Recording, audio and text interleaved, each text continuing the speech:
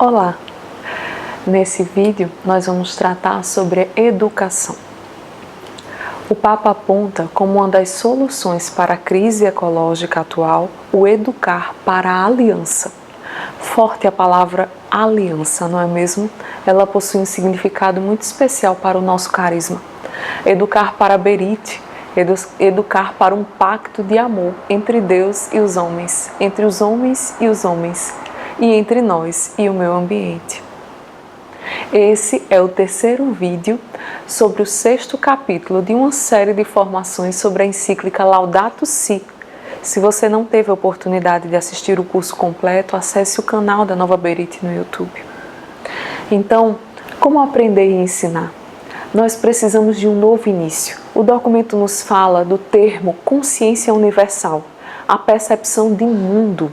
Tantas vezes não paramos para refletir sobre o planeta que habitamos, sobre a questão global, sobre a nossa casa comum. Parece até que o mundo termina nos limites da minha casa, da minha rua, dos lugares que eu frequento, quando na verdade estamos ligados às pessoas dos prédios vizinhos, somos um com os irmãos que sofrem na Malásia ou os que estão na França, por exemplo. As florestas mais distantes também são parte de nós, assim como os jardins mais próximos. Precisamos trabalhar essa consciência, ampliar a consciência de mundo, de pertencimento e de aliança. Os ensinamentos de Jesus no envio dos apóstolos para as missões podem nos ajudar nessa questão. Não se tratava de restringir lugares ou distâncias, não se tratava de fechamento. Jesus nos aponta para sairmos do nosso lugar, é um ide. E quais são os caminhos para seguir? O Papa nos fala de alguns aspectos importantes, muito importantes nessa questão da educação. Uma reverência à vida, com todas as suas formas, a busca pela sustentabilidade ambiental, através de uma sensibilidade ecológica, a luta pela justiça e pela paz, com um espírito generoso e a alegre celebração da vida. Então, são necessários novos hábitos e também uma atitude de renúncia às ofertas de mercado. A liberdade e a vontade de, mesmo podendo, mesmo tendo condições financeiras ou tempo, ou até os meios necessários para possuir algo, fazer renúncias por amor ao próximo. Há até popularmente aquele pensamento: aproveita, você pode, você trabalhou tanto, você tem o direito de poder, você tem o direito do prazer, de possuir algo. Essa liberdade é bela justamente porque nos dá opções de refletir e de dizer não, caso necessário. Sim, eu posso, e por ter escolhas eu decido renunciar por amor. É preciso decidir algumas vezes ter menos, ou a renúncia de alguns prazeres, pelo bem do outro, pelo bem do planeta, ou até pelo meu próprio bem, pela própria saúde. Vamos pedir a Deus essa força de vontade de renunciar, de exercer nossa liberdade a favor do que acreditamos, de uma maior coerência entre o que eu acredito e o que eu faço, o que eu penso. É um processo de educação que parte das pequenas coisas e também de uma certa insistência para formar um hábito. O hábito ele vem através dessa insistência. Vamos a outro exemplo. Eu comprei algo. Por quê? Porque estava em promoção? A promoção é realmente um motivo válido para adquirir cada vez mais e mais. É preciso refletir sobre nossas escolhas. Qual a motivação que me guia, a motivação central? Eu comprei somente porque algo está barato? Qual é o motivo que faz esse produto ser tão barato? Vamos para outro exemplo, para nos ajudar a refletir. Vamos pensar, por exemplo, no caso, na produção de uma camisa.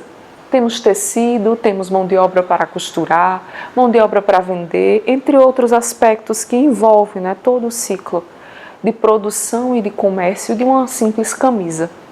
E aí temos uma camisa por R$30. Vou dar um exemplo hipotético, por favor. E aí nós precisamos refletir porque algumas vezes surge outra camisa por R$5. Qual será a causa dessa discrepância? Qual aspecto foi necessário ser reduzido para conseguir vender a camisa por R$5? Será que foi reduzido o salário da costureira? A qualidade do tecido? O tempo de trabalho do vendedor aumentou? Há tantas situações de trabalho desumanos no mundo.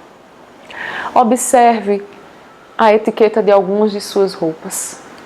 É muito fácil achar um feito na China, ou feito em Bangladesh, ou feito em Camboja. Porque grandes empresas no mundo estão abrindo tantas e tantas fábricas em países que não oferecem leis que regulem a dignidade de um trabalho. Por que será? Trabalhadores passando horas sem fim em condições muito difíceis em troca de salários miseráveis. Eles talvez estão pagando o preço que falamos da discrepância daquela camiseta. E nós muitas vezes estamos investindo nessas empresas, comprando nessas empresas e até alimentando certo orgulho por ter comprado algo tão barato. Precisamos repensar. Nova consciência do consumo são nossos irmãos. Uma mudança no estilo de vida toca diferentes realidades e níveis de mercado, política e economia, quando um número maior de consumidores passa a valorizar certos aspectos como a sustentabilidade, o bem social, o respeito ao trabalhador. Há uma pressão para as empresas mudarem a própria postura e os próprios valores. O mesmo acontece quando um grupo de consumidores passa a rejeitar meios antiéticos na cadeia produtiva. Então é importante pensar que a atitude individual importa. Imagina a mudança de atitude de uma comunidade, de um grupo maior. Vamos fazer a nossa parte. A encíclica nos convida a iniciar com pequenas ações diárias.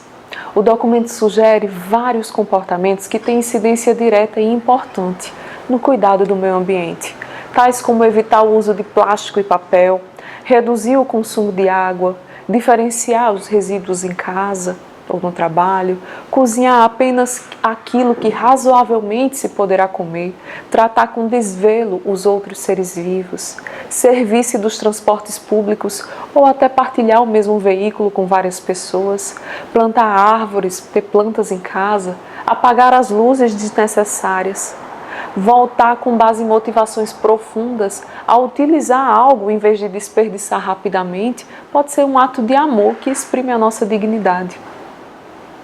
O Papa nos fala da importância da família nessa educação. Diz ele, na família aprende-se a pedir licença sem servilismo, a dizer obrigado como expressão de uma sentida avaliação das coisas que recebemos, a dominar a agressividade ou a ganância, e a pedir desculpa quando fazemos algo de mal. Estes pequenos gestos de sincera cortesia ajudam a construir uma cultura da vida compartilhada e o respeito pelo que nos rodeia. Essas pequenas mudanças frutificam mais do que podemos constatar, provocam um bem que se difunde por vezes de forma invisível. Esses exercícios restituem a dignidade e nos levam a uma maior profundidade existencial. Trata-se de recuperar os distintos níveis do equilíbrio ecológico, o interior consigo mesmo, o solidário com os outros, o natural com todos os seres vivos e o espiritual com Deus. Então é importante lembrar que comprar é sempre um ato moral muito, muito além do econômico. Na ideia de que tudo está conectado, percebemos que a coerência exigida pelo cristianismo toca muitas realidades do nosso cotidiano.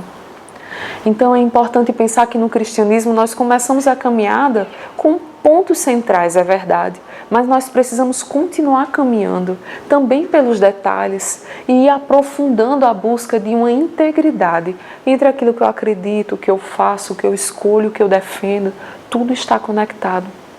E nessa reflexão nós precisamos pedir a Deus, que nos ensine o valor de cada coisa, a contemplar com encanto, a reconhecer que estamos profundamente unidos com todas as criaturas, que Ele nos sustente na nossa luta por justiça, amor e paz. E é com essa motivação que no próximo vídeo nós vamos entrar no tema da espiritualidade. Se você gostou, apoie esse projeto compartilhando, dando seu like, divulgando. Muito obrigada!